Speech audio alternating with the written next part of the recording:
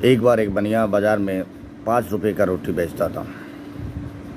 कुछ दिन बेचने के बाद उसे लगा कि 5 रुपये से मुनाफा नहीं हो रहा है, उसका दाम बढ़ाया जाए। लेकिन राजा के आदेश के बिना वो 1 रुपया भी बढ़ा नहीं सकता। कुछ दिनों के बाद उसने मन बनाया कि राजा से मिलना है और उस रोटी का दाम बढ़ाना है। तो एक दिन मन बनाकर वो राजा के पास पहुंचा तो राजा से कहा कि प्रभु, 5 रुपये से रोटी बेचकर कोई मुनाफा नहीं हो रहा है, उसे 10 रुपये कर दूं।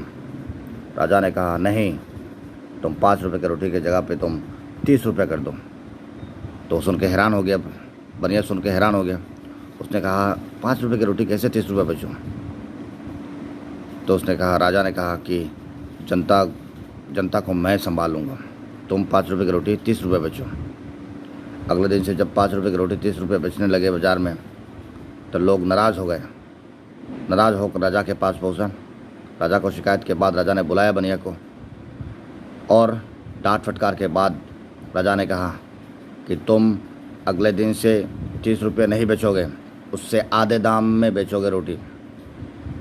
ये सुनकर सारे जनता खुश हो गए और बनिया भी खुश हो गया।